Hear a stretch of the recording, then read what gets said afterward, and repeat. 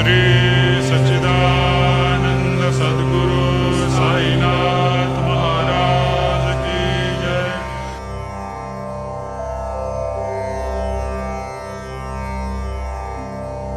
साईं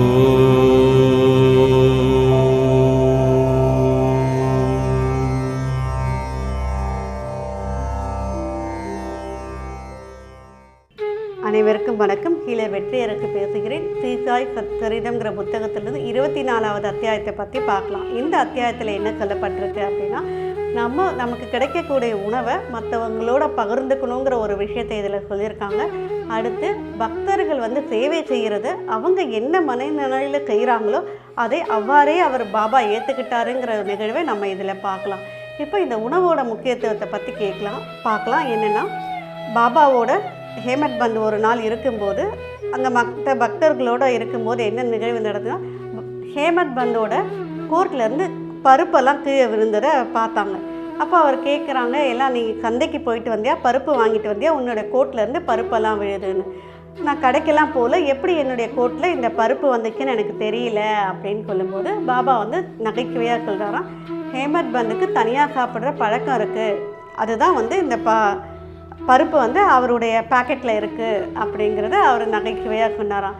ஹேமத் பந்த் உடனே மறுத்தாராம், நான் எந்த உணவாக இருந்தாலும் எல்லாருக்கும் பகிர்ந்து கொடுத்துட்டு தான் சாப்பிட்றேன், தனியாக சாப்பிட்ற பழக்கம் கிடையாதுன்னு. அப்போது பாபா உடனே கேட்டாரா, யாருமே கூட இல்லைன்னா நீ என்னப்பா பண்ணுவ, அப்போ நீ தனியாக தானே சாப்பிடுவ அப்படின்னு சொல்லி நகைச்சுவையாக கேட்குறாராம். இந்த கேள்விக்கு ஹேமத் பந்துக்கு விடை சொல்ல தெரியல. அப்போது பாபா என்ன சொல்ல வராரு அப்படின்னா, நாம் ஒரு உணவை சாப்பிட்றதுக்கு முன்னாடி அந்த உணவை குருவுக்கு நாம் படைக்கணும். குருவுக்கு படைச்சிட்டு சாப்பிடும்போது அந்த உணவின் மீது இருக்கக்கூடிய பற்று நமக்கு போயிடும்னு சொல்கிறாரு.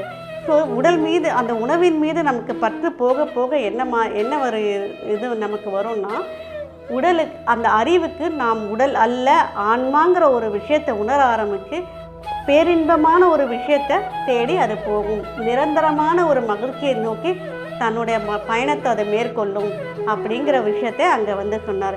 அதே மாதிரி நம்மளுடைய நல்ல எண்ணங்களையும் கெட்ட எண்ணங்களையும் குருவுக்கு சரணாகதி பண்ணுறதை ஒரு பழக்கமாக எடுத்துக்கிட்டோம் அப்படின்னா, அங்கேயும் நம்மளுடைய தவறான எண்ணங்களும் நம்மக்கிட்டேருந்து படிப்படியாக விலகிடும் அப்படிங்கிற ஒரு விஷயத்தை இந்த இடத்துல சொல்கிறார். இதுக்கு பொருத்தமான கதையை ஹேமத் பந்த் சொல்லியிருக்கார். அதுதான் சுதாமருடைய கதை. அதாவது கிருஷ்ணரும் பலராமரும் ஆசிரமத்தில் இருக்கும்போது நடந்த ஒரு நிகழ்வை இந்த இடத்துல பதிவு செய்கிறார். என்னென்னா, 3 நண்பர்கள், யாருன்னா கிருஷ்ணர், பலராமர், சுதாமர் 3 பேருமே நண்பர்கள். ஒரு நாள் கிருஷ்ணரும் பலராமரும் காட்டுக்கு விறகு வெட்ட போயிருந்தாங்க. அந்த குருவோட மனைவி சுதாமர்கிட்ட கடலை பருப்பை கொடுத்து அந்த 2 பேருக்கும் மொத்தம் 3 பேருக்கும் சேர்த்து கடலை பருப்பை கொடுத்து அனுப்புனாங்க. சுதாமர் காட்டுக்கு போகிறாரு. அங்கே கிருஷ்ணரை பார்க்குறார். கிருஷ்ணரை சுதாமர்கிட்ட, எனக்கு தாகமாக இருக்குது, தண்ணி வேணும். அப்போ சுதாமர் சொன்னாராம், வெறும் வயிற்றில் தண்ணி குடிக்கக்கூடாது, கொஞ்சம் ஓய்வெடு, சரியாக போயிடும்னு. சரி சொல்லிட்டு ஒரு மரத்தடியில் கிருஷ்ணர் உட்காந்தாராம். ஒரு களைப்புனால் என்ன பண்ணாராம், சுதாமரோட மடியிலேயே படுத்து நல்லா தூங்கிட்டார். சுதாமர் என்ன பண்ணாராம், கிருஷ்ணர் தூங்கிட்டாரு, அப்போது என்ன பண்ணலாம், அந்த கடலைப்பருப்பை அவர் மட்டும் சாப்பிட்டாரு. கிருஷ்ணருக்கும் கொடுக்கல, பலராமருக்கும் கொடுக்கல. நல்ல உறக்கத்தில் இருந்த கிருஷ்ணருக்கு இவர் சுதாமர் உணவு சாப்பிட்ற அந்த பருப்பு கடிக்கிற சத்தத்தை கேட்டு கண் விழிச்சாரு. நீ என்ன சுதாமா சாப்பிட்றேன்னு. சுதாமா உடனே என்ன சொன்னாராம், நான்லாம் எதுவும் சாப்பிடல, குளிருது, அதனால்தான் என்னுடைய பல்லு சத்தம் போடுது அப்படின்னு சொல்லி சமாளிச்சிட்டாராம். அதாவது கிருஷ்ணர் ஒரு கடவுளாக சுதாமரால் உணர முடியலங்கிற ஒரு விஷயந்தான் இந்த இடத்துல நமக்கு எடுத்துக்காட்டுது. இப்போது கிருஷ்ணர் ஒரு பெரிய கடவுள். அவரோடவே அவருடைய நண்பராக இருந்த சுதாமருக்கு வறுமை அவர் குடும்பத்தில் இருந்தது. இந்த வறுமையை நீக்கிறதுக்கு என்ன பண்ணுறதுன்னு தெரியல. சுதாமருடைய மனைவி ஒரு யோசனை சொன்னாங்க, கிருஷ்ணர் தான் உங்களுடைய நண்பராக்கு, இன்றைக்கி அவர் ராஜாவாக இருக்கார், அவர்கிட்ட போய் உங்கள் வறுமையை சொல்லுங்கள், அவரும் உங்களுக்கு தீர்வு கொடுப்பாரு. நீங்கள் போகும்போது வெறும் கையோடு போக வேணாம், நான் ஒரு பிடி அவலை கொடுக்குறேன், அந்த அவலை எடுத்துன்னு போய் கொடுங்க அப்படின்னு அவர் மனைவி சொன்னாங்க. சுதாமரும் அந்த அவலை எடுத்துகிட்டு போய் கிருஷ்ணர்கிட்ட கொடுத்ததுக்கப்புறம் கிருஷ்ணர் அந்த ஒரு பிடி அவலை சாப்பிட்டு ரொம்ப சந்தோஷப்பட்டு சுதாமருடைய வறுமையை வறுமைக்கு நீங்கிறதுக்கு உதவி செஞ்சார். ஒரு பெரிய பொன்னகரத்தையே வந்து அவர் சுதாமருக்கு ஏற்படுத்தி கொடுத்தாரு. அதாவது கடவுளுக்கும் குருவுக்கும் ஒரு பொருளை வந்து உணவை வந்து படைக்கும்போது அதோடைய விளைவுகள் வந்து அற்புதமாக இருக்குங்கிறது இந்த கதையில் தெரிஞ்சுக்கலாம். அடுத்து ஒரு விஷயம் என்ன சொல்லப்பட்டிருக்குன்னா, மௌஷிபாயின் ஒரு வயசான ஒரு பாட்டி இருக்காங்க. அவங்க வந்து பாபாவுக்கு சேவை பண்ணிட்டு இருந்தாங்க.